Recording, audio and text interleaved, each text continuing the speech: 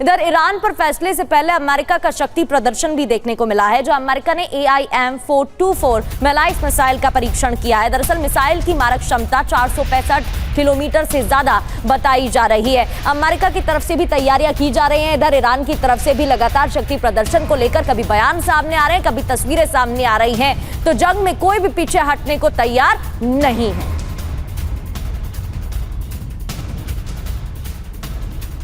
तो America UEM Jaipur एक आदर्श लक्ष्य है।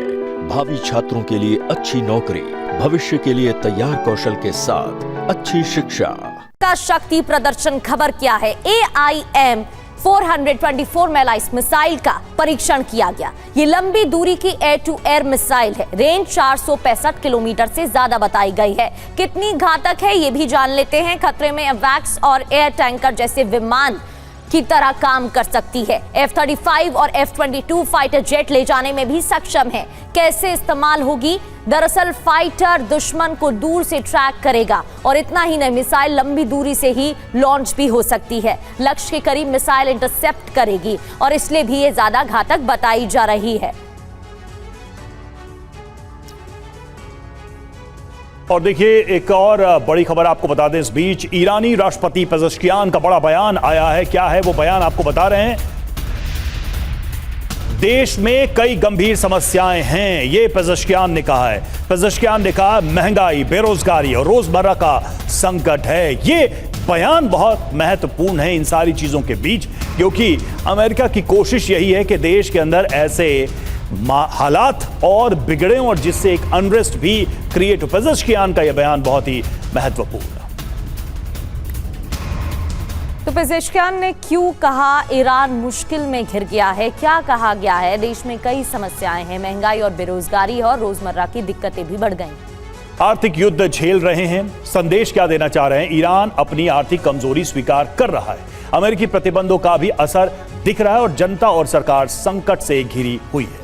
बड़ी बात, बयान की टाइमिंग बेहद खास बताई जा रही है। त्रिपाठी सर, इस बयान को कैसे देखा जा सकता है? ये तो सच है कि आर्थिक तौर पर ना सिर्फ ईरान को बल्कि अमेरिका को भी नुकसान पहुंच रहा है, लेकिन पेजेश्कियान का ये बयान इस वक्त कैसे देखा जाए?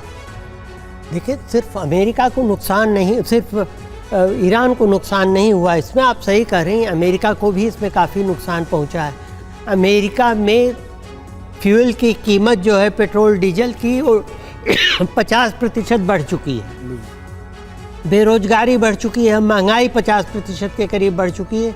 कई राज्यों में अमेरिका के तो महंगाई 70% से ज़्यादा है और अमेरिका को उसका खामियाजा भुगतना पड़ रहा है, क्योंकि जैसे पहले आपने देखा था कि अगर एक ड्रोन ईरान छोड़ता है तो एक ड्रोन की कीमत 35 से 40 हज़ार डॉलर होती है, जबकि उसको ख़त्म करने के लिए, इंटरसेप्ट करने के लिए जो मिसाइल यूज़ की जाती है उसकी कीमत 10 लाख डॉलर तक हो सकती है। तो आनुपातिक तौर पे अमेरिका को इसका नुकसान हो रहा है। और यहाँ भी एक बार अगर अमेरिका का जो सुरक्षा क्षेत्र जो है गल्फ के ऊपर से, जिसके ऊपर से लोगों का विश्वास हट रहा है, अगर वो और ज़्यादा कमज़ोर होता दिखाई देगा तो फिर अमेरिका की बात ये एक अमेरिका की क्रेडिबिलिटी का भी सवाल है। लेकिन मनीष, एक जल्दी से आपसे हम समझना चाहेंगे, जिस तरह से हम पतंग उड़ाते हैं और पतंग में एक तरीका ये भी होता है कि ढील देते जाइए, पेशेंस का टेस्ट एक दूसरे का हम करते हैं और अचानक फिर काट देते हैं एक दूसरे की पतंग। क्या ईरान अमेरिका इस वक्त वही कर रहे हैं कि इसको खींचे जा रहे हैं, दोनों पर प्रेशर है, दोनों इकोनॉमिकली असर उसका महसूस कर रहे हैं, लेकिन इसमें अभी ढील दिए जा रहे हैं, लंबा खींच रहे हैं। कौन पहले कटेगा ये शायद बाद में डिसाइड हो। देखिए, आप इसे कह सकते हैं, ईरान को भी बखूबी एहसास है कि अमेरिका दोबारा से आएगा और लड़ाई फिर से होगी और उसी तरह से विध्वंसक लड़ाई होगी। हाँ, एक बात जरूर है कि जहां तक आप कह सकते हैं कि अमेरिका पर आर्थिक दबाव का सवाल है, तो कई बार मैं आंकड़े की तुलना करना पसंद करूंगा कि रूस यूक्रेन युद्ध में अमेरिका के लगभग 400 बिलियन डॉलर अब तक खर्च हो चुके हैं। उसकी तुलना में ईरान में, जिसमें वो डायरेक्ट वॉर में शामिल है, उसमें 45 से 50 बिलियन डॉलर का खर्च हुआ है।